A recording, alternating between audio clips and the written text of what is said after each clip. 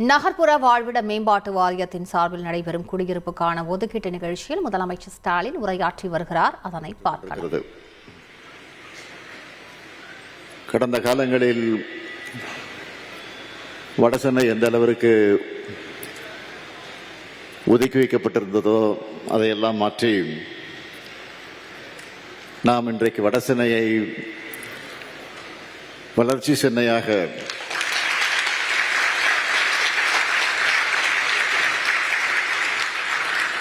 எப்படி இன்றைக்கு மத்திய சென்னை தென் சென்னை வளர்ந்து வந்திருக்கிறதோ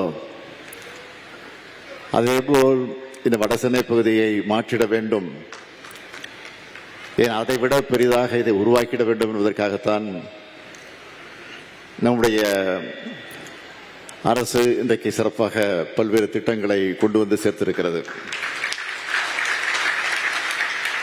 முதலில் நான் இந்த வடசென்னை பகுதிக்காக சட்டமன்றத்தில் அறிவித்த போது 1000 கோடி ரூபாய் ஒதுக்கீடு செய்யப்பட்டு அந்த வளர்ச்சி திட்டம் உருவாக்கப்பட இருக்கிறது வடசென்னைக்காக என்று நான் அறிவித்தேன். இப்பொழுது 1000 கோடி அல்ல, 6400 கோடியாக உயர்த்தப்பட்டு அந்த பணிகளை எல்லாம் இன்றைக்கு நாம் செயல்படுத்திக் கொண்டிருக்கிறோம். அதேபோல நகர்ப்புற வாழ்விட மேலாண்மை வாரியத்தின் சார்பில் 5059 கோடி ரூபாய் மதிப்பீட்டில் 29 மாவட்டங்களில் 44,609 வீடுகள் கட்டி கொடுக்கப்பட்டிருக்கிறது. அந்த அடிப்படையில் தான் இன்றைக்கு வடசென்னை பகுதியில் இருக்கக்கூடிய ஏழை எளிய மக்கள் அடுக்குமாடி குடியிருப்பிலே குடியிருக்க வேண்டும்.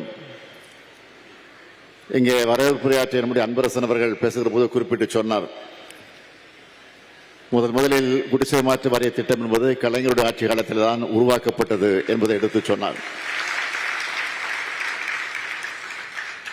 ஆக அப்படிப்பட்ட குடிசை மாற்று வாரிய திட்டத்தின் மூலமாக இன்றைக்கு நகர்ப்புற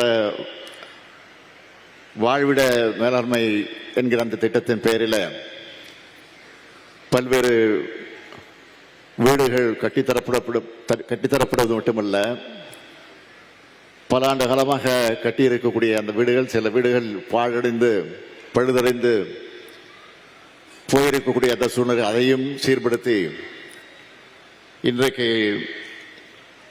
அவர்களும் நிம்மதியாக வாழ வேண்டும் என்பதற்காகத்தான் இந்த திட்டம் இன்றைக்கு செயல்படுத்தப்பட்டுக் கொண்டிருக்கிறது.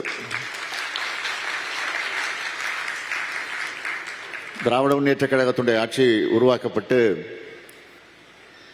அது அண்ணா காலத்தில் உருவாக்கப்பட்டிருந்தாலும் அதை தொடர்ந்து கலைஞர் அவர்கள் ஆட்சி பொறுப்பில் இருந்து 5 முறை ஆட்சி நடத்தியிருந்தாலும் அவர்கள் எல்லாம் செய்திருக்கக்கூடிய சாதனைகள் உங்களுக்கு நன்றாக தெரியும்.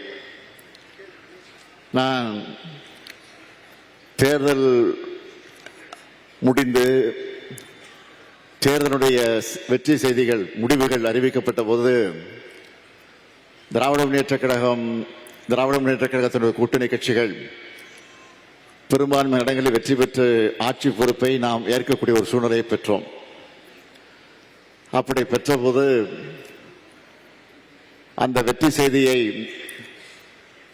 உடனடியாக நானும் நம்முடைய கழக முன்னோடிகளும் கழக செயல் வீரர்கள் எல்லாம் ஒன்று சேர்ந்து நம்மை ஆளாக்கிய அண்ணாவினுடைய நினைவிடத்திற்கு சென்று மரியாதை செலுத்தினோம். அதை தொடர்ந்து தலைவர் கலைஞருடைய நினைவிடத்திற்கு சென்று அங்கே மலர்களை வைத்து மரியாதை செய்தோம். அதை முடித்ததற்கு பிறகு நான் பத்திரிகையாளர்களை பார்த்தேன். அப்படி பார்த்தபோது நான் பத்திரிகையாளர்கள் சொன்ன செய்தி என்னவென்றால், இந்த ஆட்சி சிறப்பாக செயல்பட வேண்டும், மக்கள் எந்த எதிர்பார்ப்போடு இந்த ஆட்சியை உருவாக்கி தந்திருக்கிறார்களோ தேர்தல் நேரத்தில் அறிவித்த உறுதிமொழிகளை நிச்சயமாக நாங்கள் நிறைவேற்றுவோம்.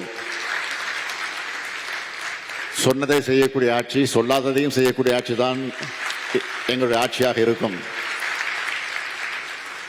அது மட்டுமல்ல, இன்னொன்று ஒரு முக்கியமான செய்தியை கூட நான் குறிப்பிட்டு சொன்னேன். இந்த ஆட்சி என்பது வாக்களித்தவர்களுக்கு மட்டுமல்ல, வாக்களிக்க மறந்தவர்களுக்கும் வாக்களிக்க தவறியவர்களுக்கும் சேர்த்து நடைபெறக்கூடிய ஆட்சி என்று சொன்னேன். அதையும் தாண்டி சொன்னேன், வாக்களித்தவர்கள் மகிழ்ச்சி அடைய வேண்டும், வாக்களிக்க தவறியவர்கள் இப்படிப்பட்ட ஆட்சிக்கு நாம் வாக்களிக்காமல் போய்விட்டோம் என்று வருந்த வேண்டும் என்ற நிலையில் எங்களுடைய ஆட்சி இருக்கும் என்று நான் சொன்னேன். அது இன்றைக்கு திராவிட மாடல் ஆட்சியாக செயல்பட்டுக் கொண்டிருக்கிறது உங்களுக்கெல்லாம் நன்றாக தெரியும். தேர்தல் நேரத்தில் அறிவித்த திட்டங்கள் 90% மேல் நிறைவேற்றி காட்டியிருக்கிறோம்.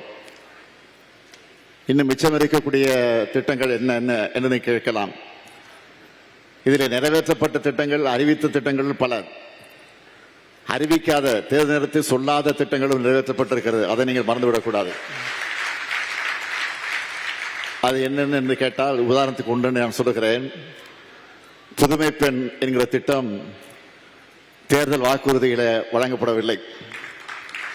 புதுமை பெண் என்று சொன்னால் உங்களுக்கு தெரியும், பள்ளியிலே படித்து முடித்துவிட்டு கல்லூரிக்கு செல்லக்கூடிய ஏழை எளிய குடும்பத்தில் பிறந்திருக்கக்கூடியவர்கள், அரசு பள்ளியிலே படித்துவிட்டு கல்லூரிக்கு செல்லக்கூடிய அந்த பெண், அந்த மாணவிகள், அவர்கள் வசதி இல்லாத காரணத்தால் கல்லூரிக்கு செல்ல முடியாத ஒரு சூழ்நிலை ஏற்பட்டு விடுகிறது.